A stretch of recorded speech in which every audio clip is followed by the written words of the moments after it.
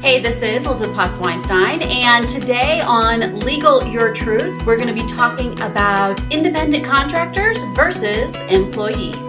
So the independent contractor versus employee debate, as in whether or not these workers are your employees or contractors, is something that is not an easy decision. There's not one standard that makes it really obvious, and every different government agency has their own calculation. So this isn't just about whether you look at federal government or state government in the United States. It's also about which state you're in and which state your staff is in. This is a very evolving area of law.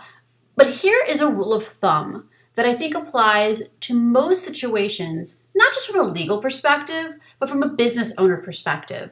Do you want this person who works for you, this role, to be filled by an employee or a contractor? So here's the rule of thumb that I use. Am I paying the person for their time or for their result?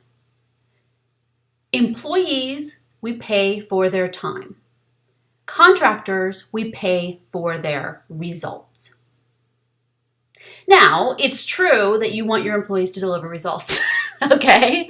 But generally speaking, this rings true. With an employee, you are buying a certain amount of their time. It could be a part-time employee where you're buying 5 or 10 hours a week. It could be someone who is full-time. So you're buying all of their time, during working business hours, whatever that looks like. And even if you don't have work for them, you may still be paying them because you're paying them to be on call for you for those specific hours. That is what you're paying for. And in return for that, you probably are paying them less per hour than you might be paying a contractor. And you're giving them a bunch of different benefits, maybe just payroll taxes or maybe a ton of benefits. But the idea is that's the exchange with an employee. With a contractor, you're paying for results. You're paying for this website that they're going to create for you. You're paying for this consulting report that they're going to write up for you. And because of that, you don't care when they do it. They could do it at 2 a.m. They could get it done in 30 minutes because they're super awesome. They could subcontract it, whatever. You're paying for the result. And that means you're structuring your agreement with them that way. So with the employee, you might be paying them a salary or might be paying them per hour, but you're paying them for their time. With the contractor, I highly recommend not paying them by the hour, but paying them based on results.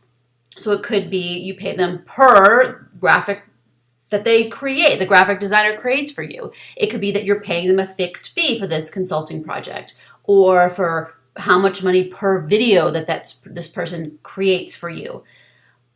This rule of thumb works not just from a legal perspective, but also works from a business management perspective. The person you're paying for your time is going to be on call for you to do whatever needs to be done that is remotely related to their job description and is, legal and ethical. While the contractor is there running their own business and is only accountable to you for the bottom line. Again, this is Elizabeth Potts-Weinstein. This is Legal Your Truth. If you would like any more tips about small business law, you can go to elizabethpw.com or find me on Twitter or Facebook at ElizabethPW. Thanks a lot.